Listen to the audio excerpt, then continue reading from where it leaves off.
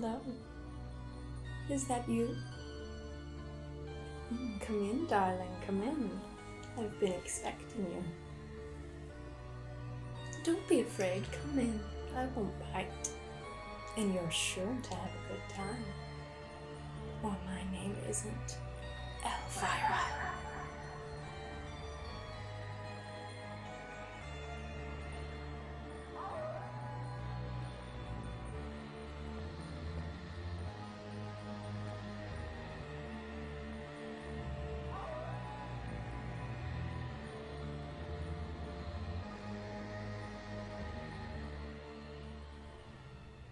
Hello, darling.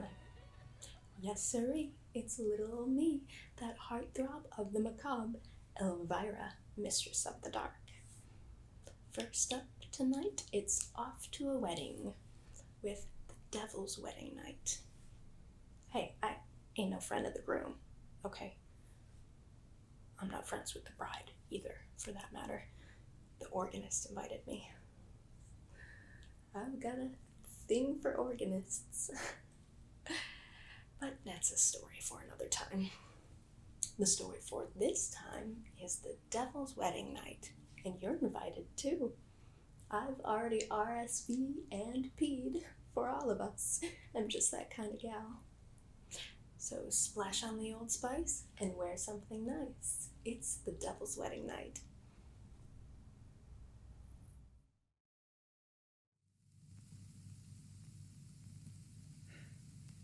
Could it be?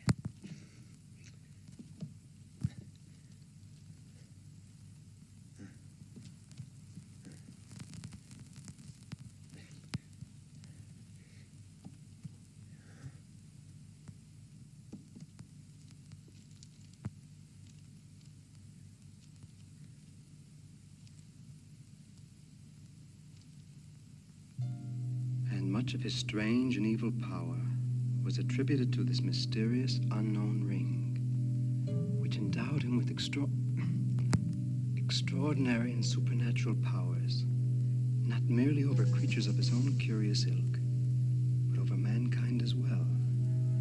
The ring's golden band had embedded in it a large glowing stone having the color of blood, and when the light of the full moon struck its surface, weird, eerie, and uncanny phenomena took place, and the sinister night creatures lurking in the shadows would have their black feast.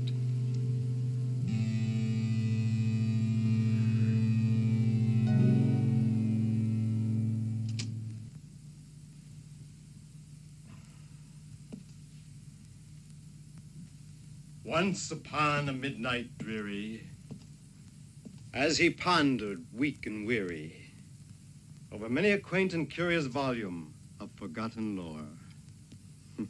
Edgar Allan Poe. A writer from the New World who's quite the rage these days. I'd say his morbid style is rather suited to you, Carl. Don't you ever tire of pondering, dear boy? Franz, I've just made an important discovery. well, I hope it's important enough to cover all my gambling debts with. Again, Lady Luck wasn't very kind to me tonight. It's incredible, Franz. The long-lost ring of the Nibelungen. I think I've discovered its whereabouts. The Ring of the Nibelungen? I thought it only existed in Wagner's operas. We're out of brandy. Its legend dates back much farther. Much before Wagner. Jailer spoke of it in 200 BC. So did Tarpo in 1300, and here again, Synesius the Greek. The possessor of the ring may have power over all mankind if he's willing to renounce love. Quite a price to pay. Love. It's reputed to have passed through the hands of some of the most powerful figures in history. Alexander the Great, Genghis Khan, Attila the Hun, Ivan the Terrible, William the Conqueror. Schiller the archaeologist. You jest. But I'm convinced that it actually exists, and I intend to find it. Just think of it, Franz. The Ring of the Nibelungen. Yes, I've decided to leave in the morning. You're not wasting any time, are you? What does this magnificent treasure look like?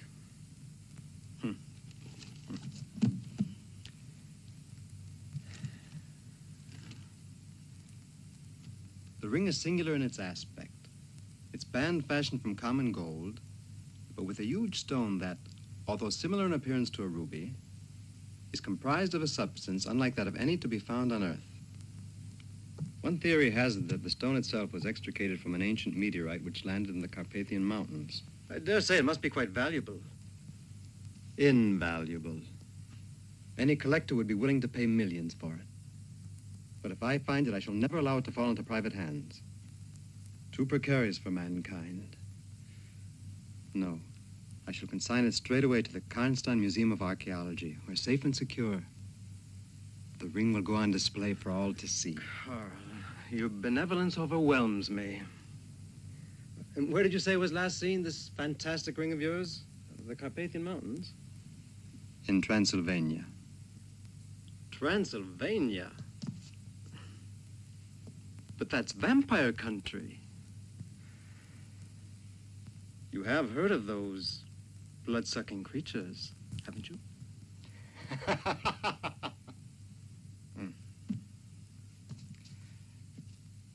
Eliphas, in his Book of Occult Mysteries, describes them thusly. Sine morte mortus, sine vitae vivens. Alive without life, dead without death. Aren't you frightened you might get bitten on the neck? I never exclude any possibility. So I shall go protected. I found this talisman, this amulet, during my expedition in the Valley of the Kings in Egypt. It was worn in homage to the demon god Pazuzu. Pazuzu? It's supposed to protect the wearer against all forms of supernatural evil, of any sort. Which, I take it, would apply to vampires, too. If indeed they do exist. Well, I'd better rest up for the journey ahead, so I bid you good night, Franz. Where exactly in Transylvania are you going?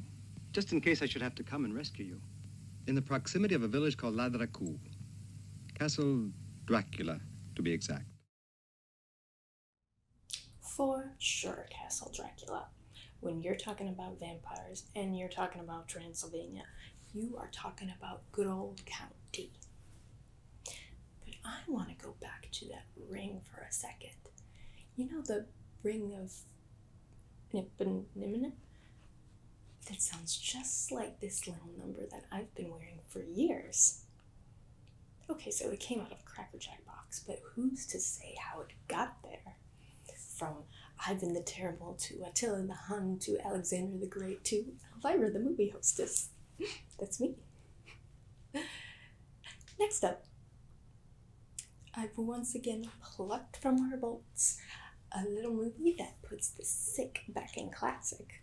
I'm talking about Frankenstein's Castle of Freaks. Yeah, catchy title, huh? Yep, it's that maker of monsters, Frankenstein.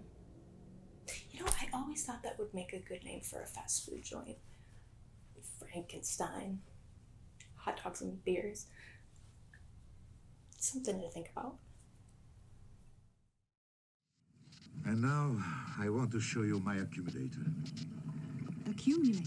Yes, I've been working many years to harness lighting, the most powerful element in man's universe. So fantastic. Who knows what we'll find 100 years from now? So much to learn. But these experiments on humans? Certainly, after many successful attempts on various animals. But Dr. Frankenstein, I know, the ethics of the medical profession. but his family, weren't they consulted? I am his only family. I have named him Goliath. But why all the secrecy and... Krista, you will learn everything in due time.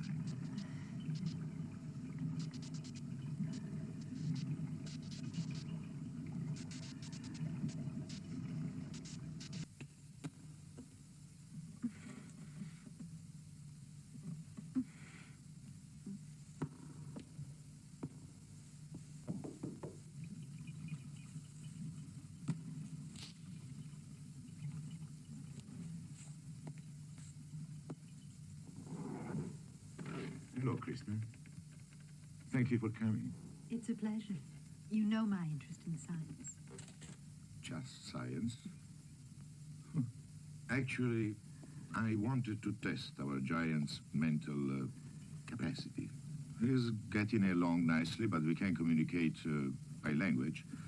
So I thought I'd try his emotions. Krista, I want you to assist me with further experiments.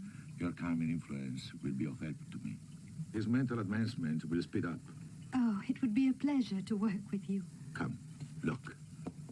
I want you to learn everything about my work, my formulas, everything in the laboratory. Come. Here, the electric accumulator. And look, we will be able to work together. Just the two of us. Yes. Boy, sparks are really flying now, by golly. Looks like she's about to make her own man. Now, I know you're dying to know what happens next, but I'm about to serve up another scene from a classic tale of Gothic horror. Gothic horror. Of course, I'm talking about Count Dracula's Great Love. And take it from me, it wasn't a pepperoni pizza. In fact, if I recall my history correctly, he was on some kind of liquid diet. Well, without further ado and further doubt, Count Dracula's Great Love.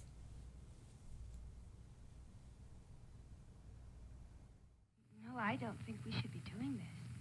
Dr. Marlowe might get angry. Nonsense. He's so handsome and hospitable. He just has to be hiding something in this house.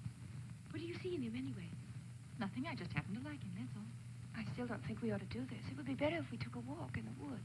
I wouldn't think of it. We have to take advantage of his absence to search the house.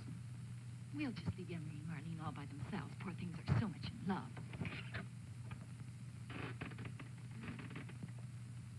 You see, Senator, just like the others, spider webs and old furniture. Now that we've seen everything, we better be going, don't you think? Oh, no. We might miss something interesting. But what we've already seen, Senator, isn't interesting at all. Why don't we go down to the cellar? You can see there's nothing but junk up here. There'll be rats there and other bad things. I'm scared and I'm going. Always the same. Don't worry. We'll defend you.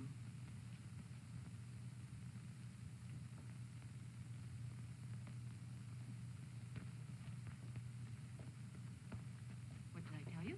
I'm sure the secrets are behind this door. We shouldn't do that, Senator.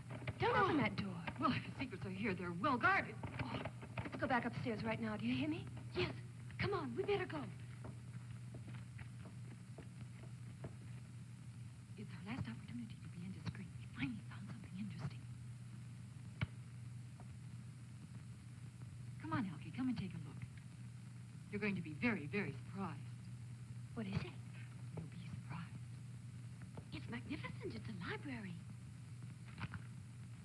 Oh, medical books. There's nothing interesting Just look here. at this. The memoir of Professor von Helsing. You know, it looks like someone's been reading it lately. It has the place mark. Let me see, Senator. Now I'm certain that Dracula has returned. We weren't able to destroy Dracula in Burgo Pass. And his terrible power has manifested itself. Manifested itself once again? Oh, what's the matter? I'm sorry, but I can't go on reading now. Come on, stupid. You don't believe in this nonsense. I'll read it. Because Dracula's immortal. He's a sadistic beast, and what's more, a devil that follows man wherever he may go. It's possible for us to destroy his carnal existence. The devilish perversity that exists in Dracula will reincarnate itself. Once more, terror and death for all of us, and for all humanity. What's the matter?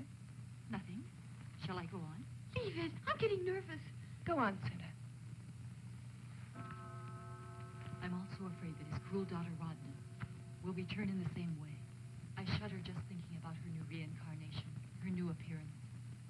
How might we recognize her? How might we destroy her once more? From her ashes will generate a new Dracula. Therefore, each generation will know a Dracula in a completely new form, 1,000 times more perverse than the one before. And whenever man's blood is drawn by his brother, Dracula will return to punish this horror with horror.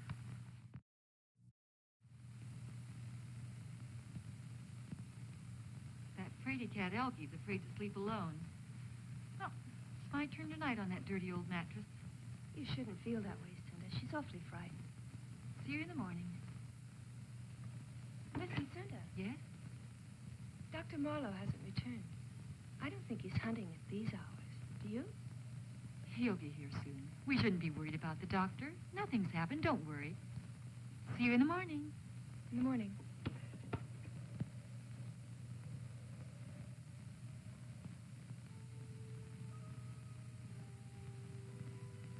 Dracula is immortal. He's the prince of the darkest unknown. We can only destroy his carnal existence. Time after time, he'll return from his ashes, and each new life will surpass in horror the one before. A slight hope lightens my heart. The Prince of Darkness will not acquire the true potential of his bewitching power until he encounters a true virgin that will fall in love with a vampire in a natural way, giving herself to him without the need of his diabolical power. The blood of this young virgin will restore Dracula's evil superiority, and his life breath will revive once more his daughter, Rodna. My sincerest desire is that this young virgin will never be born. Don't tell me the plot's going to thicken. Plot. That's a laugh. This turkey never had a plot. And if it ever did, it got lost somewhere in the translation. Well, hey, so maybe these movies weren't so great. They can't all be winners. But until next time, I'll be thinking of you, darling. And I hope that this will hold you over unpleasant dreams.